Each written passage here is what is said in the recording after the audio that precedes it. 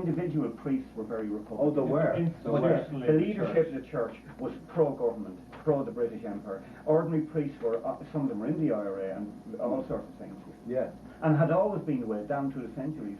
You know, priests had been like that. Father Murphy. And leaders. Perfect echo. What a fascinating echo, though. Yeah, absolutely. Yeah. Oh, yeah. Yeah. Well, it just shows, I mean, the church is a conservative institution. It'll be on the side of the establishment, always. Whereas the priests in the mountains of Peru will be drawn towards the Well, it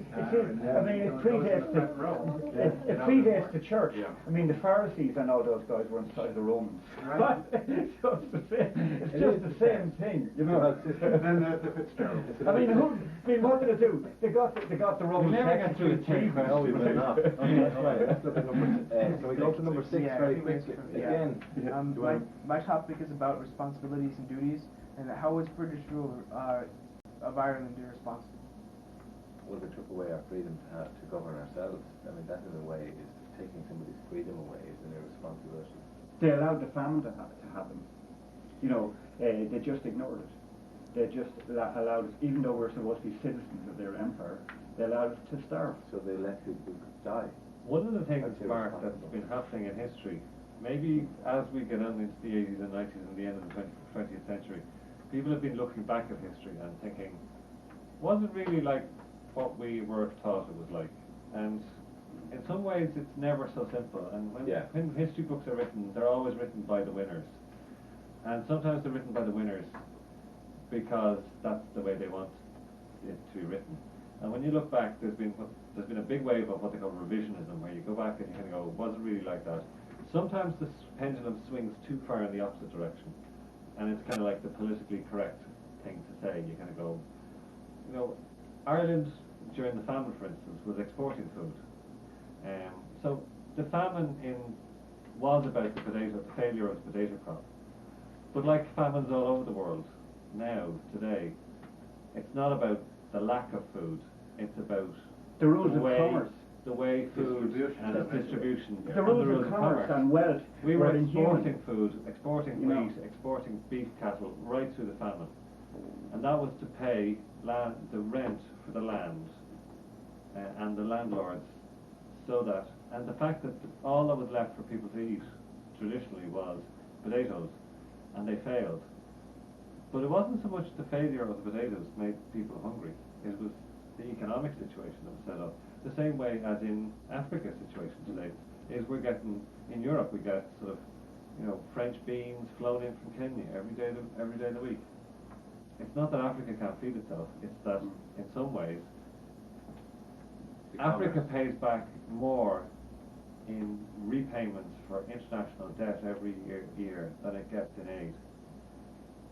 So you have to kind of work back to see where the forces at work, and it's not always as simple as. But I'd say, going back to the British class system and their British culture, I would say one irresponsible thing they did was they didn't, being imperial, they wanted uniform culture throughout their empire. They didn't recognise individual culture, and that's why the Irish language got stamped out, almost not deliberately, by neglect. I mean, they didn't give Irish language recognition in law, so people stopped using it in order to trade and deal with the law and deal with everything. It wasn't that someone in England said we have to stamp out the Irish language, but their arrogance, their imperial arrogance, created conditions that destroyed it. And the other side of that is, if you were them and asked them the question, was British rule in Ireland irresponsible? If you were asking them that question today, if they were alive, they may say to you, well, of course it wasn't irresponsible. Those elements, as Johnny talks about, are obviously irresponsible, but they might say, well, only for us being there, we gave you an administrative system, we gave you a legal system, we built these beautiful buildings that your governments are housed in.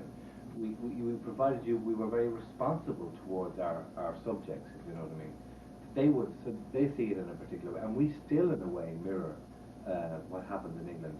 Our civil services, our legal system, carbon copies. When something is changed in England, it happens to change in Ireland. I mean, we're still at it working. But you see, but it goes back to feudal times. In feudal times, Irish society was decapitated. Our feudal leaders were removed.